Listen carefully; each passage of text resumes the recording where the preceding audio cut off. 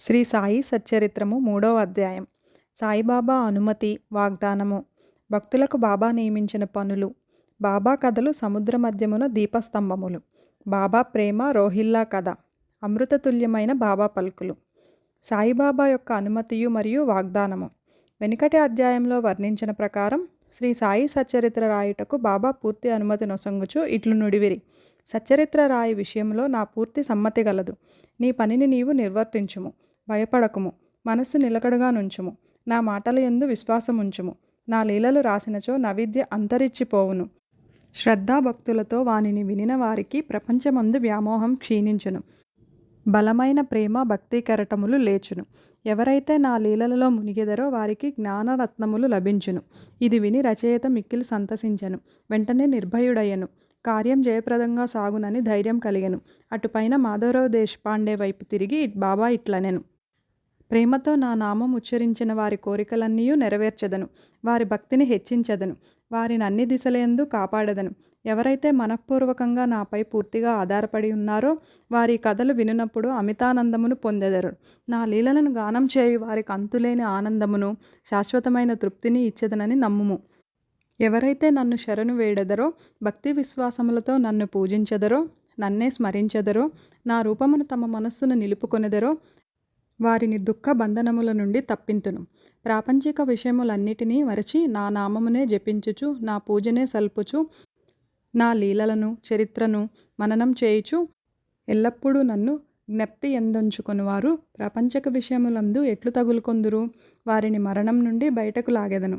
నా కథలు వినినచో సకల రోగములు నివారింపబడును. కావున భక్తి శ్రద్ధలతో నా కథలను వినుము. వానిని మనమున నిలుపుము.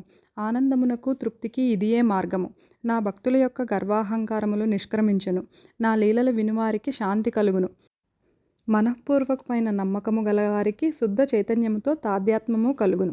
సాయి సాయి అను నామమును జ్ఞప్తియందుంచుకున్నంత మాత్రమున చెడు పలుకుట వలన వినుట వలన కలుగు పాపములు తొలగిపోవును.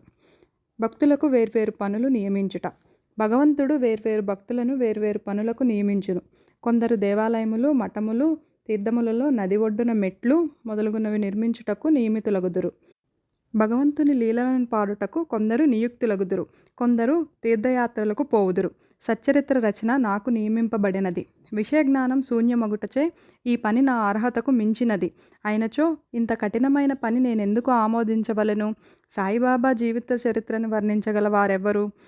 సాయి యొక్క కరుణయే ఇంత కఠిన కార్యమును నెరవేర్చు శక్తిని నాకు ప్రసాదించినది. నేను చేత కలము పట్టుకొనగానే సాయిబాబా నా అహంకారమును పరిహరించి వారి కథలను వారే రాసుకొనిరి. కనుక ఈ గ్రంథం రచించిన గౌరవము సాయిబాబాకే చెందును కానీ నాకు కాదు.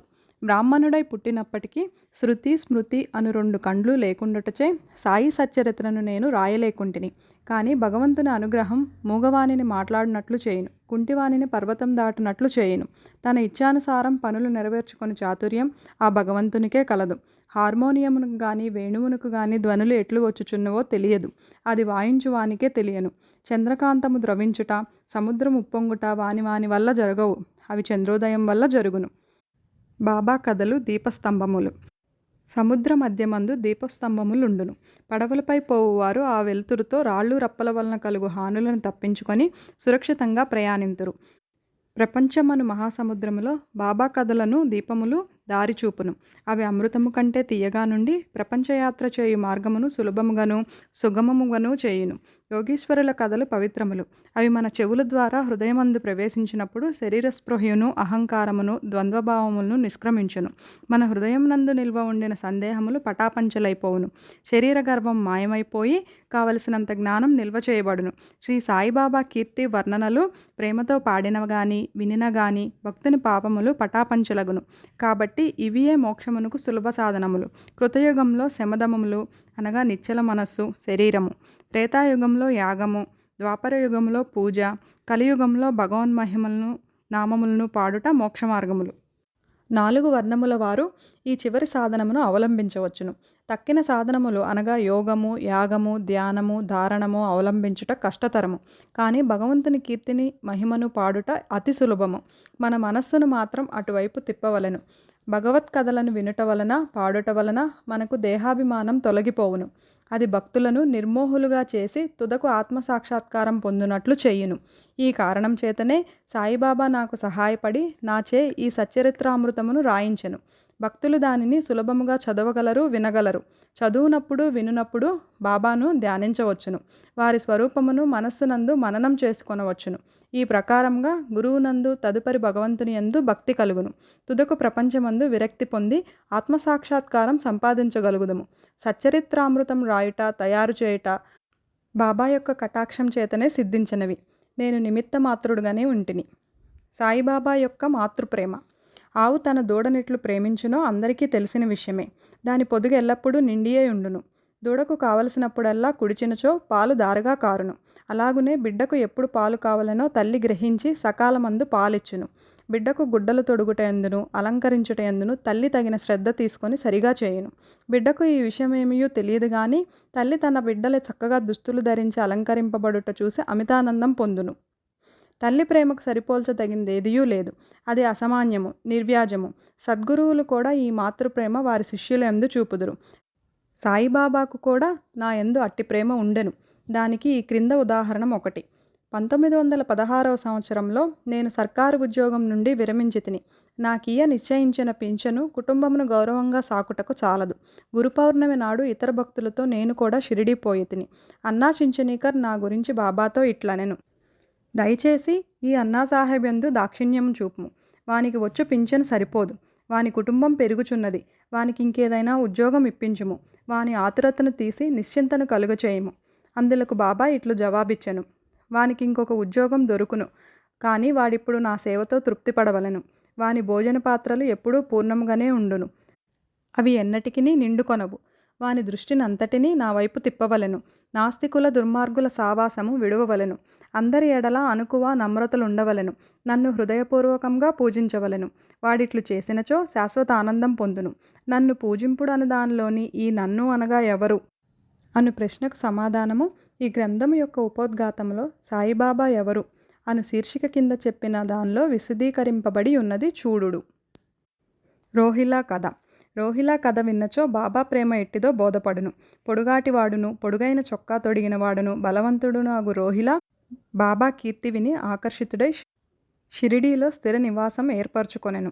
రాత్రింబగళ్ళు ఖురానులోని కల్మాను చదువుచు అల్లాహు అక్బర్ అని ఆబోతురంకెవలే బిగ్గరగా అరుచుచుండెను. అందువలన పగలంతయు పొలములో కష్టపడి పనిచేసి ఇంటికి వచ్చిన షిరిడీ ప్రజలకు రాత్రి నిద్రాభంగము, అసౌకర్యము కలుగుచుండెను. కొన్నాళ్ల వరకు వాళ్ళు దీన్ని నోర్చుకొనిరి. తుదకు ఈ బాధ నోర్వలేక బాబా వద్దకేగి రోహిలా అరుపులను ఆపుచేయమని బతిమాలిరి. బాబా వారి ఫిర్యాదును వినకపోవటయే కాక వారిపై కోపించి వారి పనులు వారు చూసుకోవలసినదనియు రోహిలా జోలికి పోవద్దనియు మందలించిరి.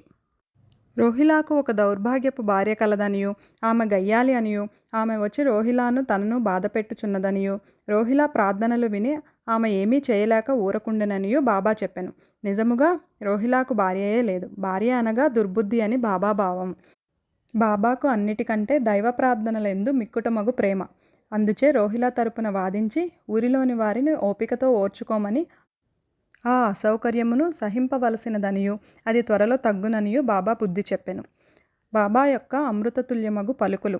ఒకనాడు మధ్యాహ్నహారతి అయిన పిమ్మట భక్తులందరూ తమ తమ బసలకు పోవుచుండ్రి. అప్పుడు వారికి బాబా ఈ క్రింది చక్కని ఉపదేశం ఇచ్చిరి. మీరెక్కడ ఉన్నను ఏమి చేయుచున్నను నాకు తెలియనని బాగుగా జ్ఞప్తియందుంచుకొనుడు. నేను అందరి హృదయములు పాలించువాడను, అందరి హృదయములో నివసించువాడను. నేను ప్రపంచమందు గల చరాచర జీవకోటిని ఆవరించి ఉన్నాను. ఈ జగత్తును నడిపించువాడును సూత్రధారిని నేనే. నేనే జగన్మాతను. త్రిగుణముల సామరస్యమును నేనే. ఇంద్రియ చాలకుడను నేనే. సృష్టి స్థితి లయకారకుడను నేనే. ఎవరైతే తమ దృష్టిని నా వైపే త్రిప్పెదరో వారికే హాని గాని బాధ కాని కలగదు. నన్ను మరిచిన వారిని మాయ శిక్షించును. పురుగులు చీమలు తదితర దృశ్యమాన చరాచర జీవకోటి అంతయు నా శరీరమే, నా రూపమే. ఈ చక్కని అమూల్యమైన మాటలు విని వెంటనే నా మనసులో ఏ నౌకరీ కొరకు యత్నించక గురుసేవలోనే నిమగ్నమగుటకు నిశ్చయించుకొంటిని. కానీ అన్నా చించనీకర్ ప్రశ్నకు బాబా చెప్పిన సమాధానము నా మనస్సునందుండెను. అది జరుగునా లేదా అని సందేహం కలుగుచుండెను. భవిష్యత్తులో బాబా పలికిన పలుకులు సత్యములైనవి. నాకొక సర్కారు ఉద్యోగం దొరికెను. కానీ అది కొద్ది కాలం వరకే. అటు పిమ్మట వేరే పని ఏదియూ చేయక శ్రీ సాయి సేవకు నా జీవితమంతయు సమర్పించితిని. ఈ అధ్యాయమును ముగించబో ముందు చదువరులకు నేను చెప్పునదేమన, బద్ధకము, నిద్ర, చెంచల మనస్సు, దేహాభిమానము మొదలగు వానిని విడిచి వారు తమ యావత్తు దృష్టిని సాయిబాబా కథల వైపు త్రిప్పవలెను. వారి ప్రేమ సహజంగా ఉండవలెను. వారు భక్తి యొక్క రహస్యమును తెలుసుకొందురుగాక. ఇతర మార్గములు అవలంబించి అనవసరంగా అలసిపోవద్దు. అందరూ ఒకే మార్గమును త్రొక్కుదురుగాక, అనగా శ్రీ సాయి కథలను విందురుగాక. ఇది వారి అజ్ఞానమును నశింపచేయును, మోక్షమును సంపాదించి పెట్టును. లోబి ఎక్కడ ఉన్నప్పటికీ వాని మనస్సు తాను పాతిపెట్టిన సొత్తునందే ఉండునట్లు బాబాను కూడా ఎల్లరూ తమ హృదయములందు స్థాపించుకొందురుగాక. 3వ అధ్యాయం సంపూర్ణం. ఓం నమో సాయినాథాయ.